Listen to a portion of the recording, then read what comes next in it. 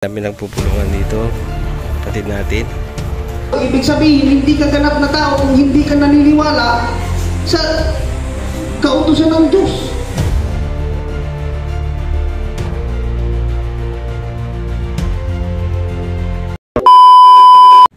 Yes, welcome back to my channel. It's me, GR Mix Vlog. So ngayon, pupunta tayo sa Mangkasay, Paracali, Camarines Norte. So doon tayo ngayon na magsisimba. Ayan guys, so nandito tayo nga sa Talisay. Hindi pa nga tayo nakakapunta doon sa Mangkasay, kaya hindi pa natin masyadong alam ang daan. Subalit, nandyan naman si Google Map para tayo ay gabayan. Wow! So yan, nandito nga tayo sa Labo. Ang susundin lang natin dito ay si Google Map para tayo makarating sa ating pupuntahan. Take the second right onto Burgos. Take the next right onto Bautista.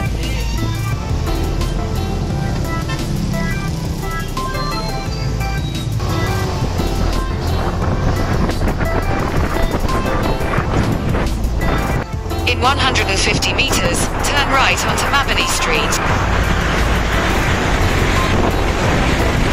Take the second right onto Mabini Street, then turn left onto Burgos. Take the next left onto Burgos.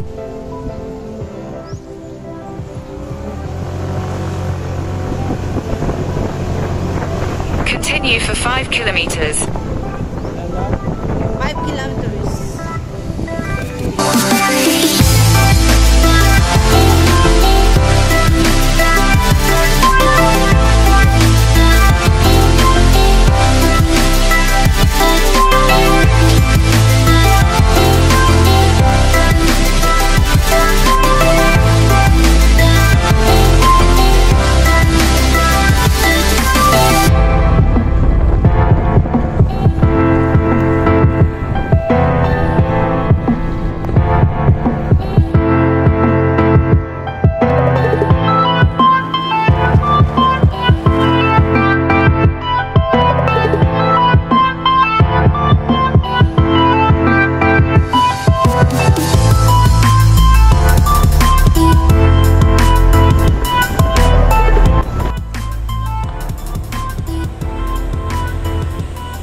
Continue for 2 kilometers.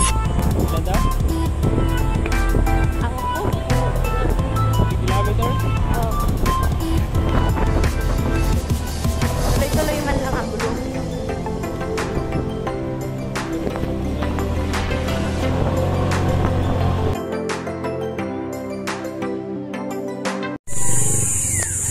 So yun guys, thank you so much. Thank you Lord dahil tayo nakarating ng ligtas dito sa Mangkasay Church, Paracali, Camarines Norte. So yun guys, papakita namin sa inyo ang Mangkasay Church. So ayan, manood lang kayo at samahan nyo kami sa aming pag-spend ng Sabat dito sa Mangkasay Church. Let's go. So yun guys, ito ang Mangkasay Church. Nandito yung ating mga kapatid. Sila ay ating tingnan, yung ating mga kapatid dito sa Mangkasay. Happy Sabat po. Yan. Ayan. Galing po kami sa Dai Church. Kami po ay nag-church visitation. Thank you po for coming, visiting us. Bata dito sila sa Sabbath School. Ayan. So ito po ang kanilang pinagpupulungan dito, ang kapatid natin. Ayan. Okay. Kung gusto awitin natin.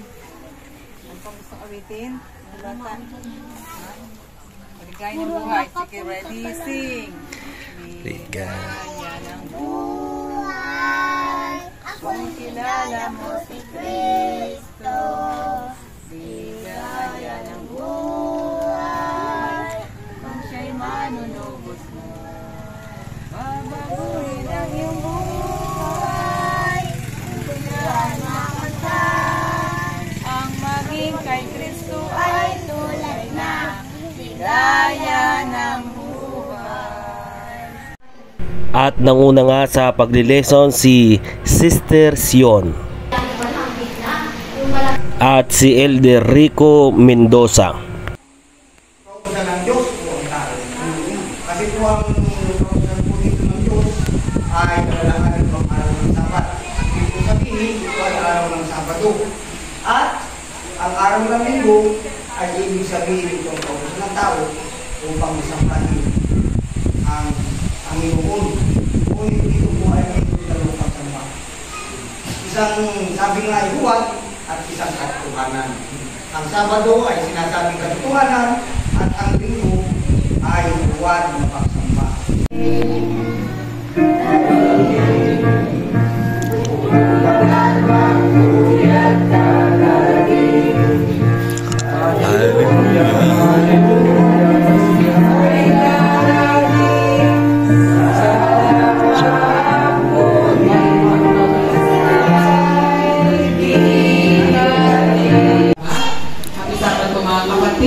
Welcome po sa ating bisita kay Brother Ernesto Jr. Bardon at sa kanyang misis, si Ma'am Lara, ang kanyang anak na si Sia. Welcome po sa taga-Manlubugan, si Mama Elizabeth, ang mga kabataan, si Jomel, Joshua, si Yunil, si Dave, si Donabel, si Jubel, si Clarice, si Rona Pe, si Mercy Joy, at taga-bakal po, mga taga-bakal naman po, si Paul Gijon sa Balias at si Noah sa Balias.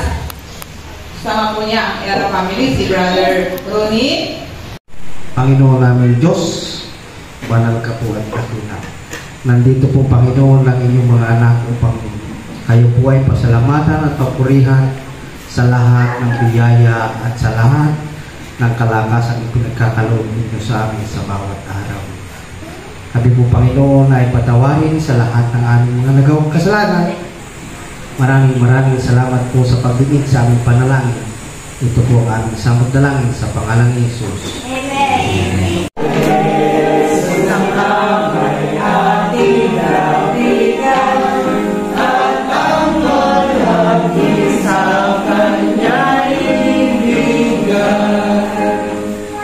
Bago po natin ilagay po yung ating mga kapagkalagyan dyan kung sa lagyan po na nasa ibaba. Bakit po nang babasahin ang nasa Spices of Reading na pinamagata ang daloy ang palaging dinadaluyan. Ang key text po ay matatagpuan sa Matthew 25:29. Sapagkat ang bawat mayroon ay ibibigyan at siya'y magkakaroon ng kasaganaan.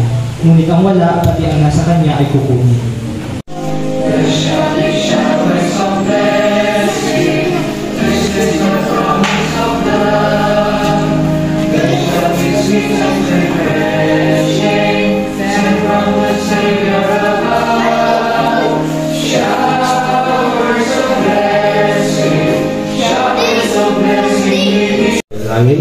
Atin po buklatin ang ating mga panalasulatan sa mga awit 112 verse 1 at ganito po ang nakatala. Ang kaligayahan ng isang taong mabuting tao. Purihin ang Panginoon. Mapalad ang tao na natatakot sa Panginoon, na lubos na nagagalak sa kanyang mga utos. Sino po sa inyo dito ang may personal na panalangin sa Panginoon? Taas po ang ating kamay. Tayo pong lahat ay lumang.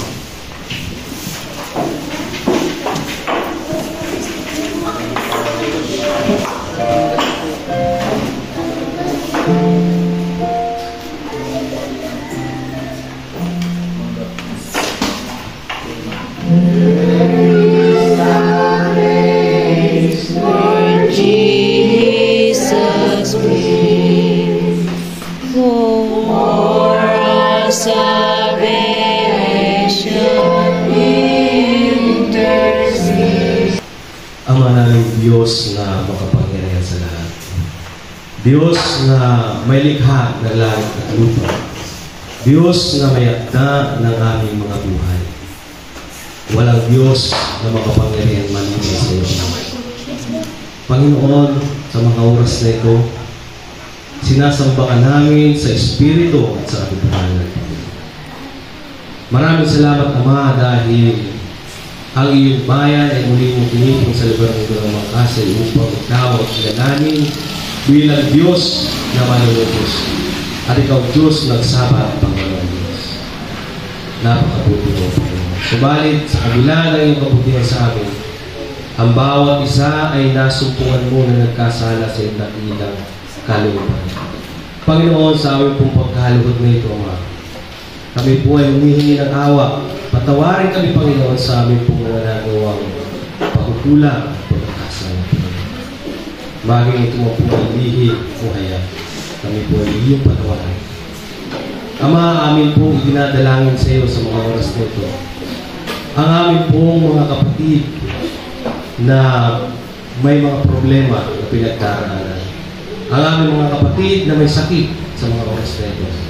Amin pong humihiling ng iyong mapagpagaling na kamay ang ipagdalog sa bawat upang sila lumali at makasama namin sa papuri sa Yesus.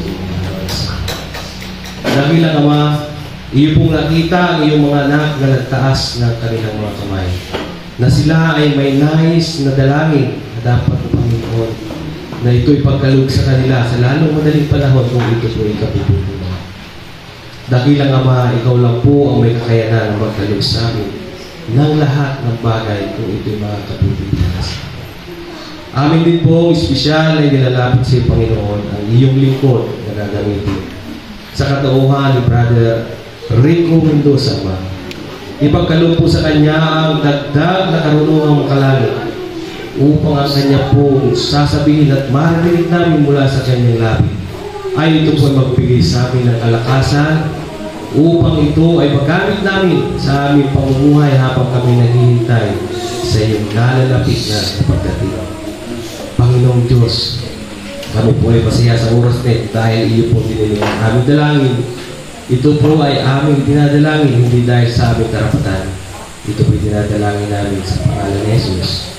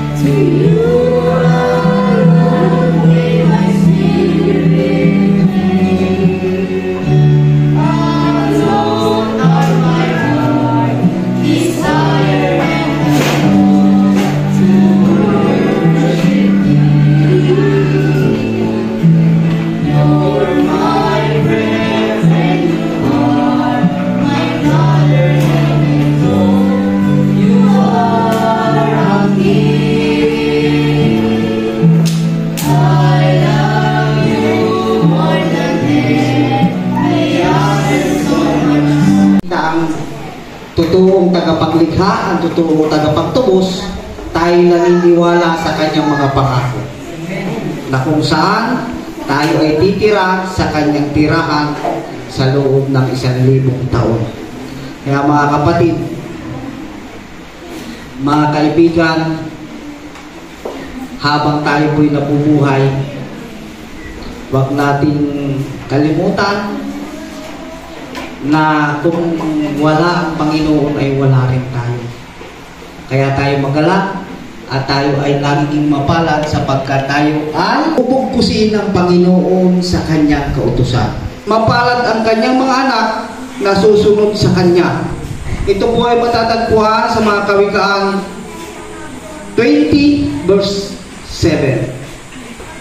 Ating pong hanapin sa ating pong mga Bible at ito po ay sa tao pa rin. Ang ganap na tao, ibig sabihin, hindi ka ganap na tao kung hindi ka naniniwala sa kautusan ng Diyos. Hindi ka ganap na tao, ibig sabihin, hindi nga ganap ang aking pagkatao kung wala akong Diyos.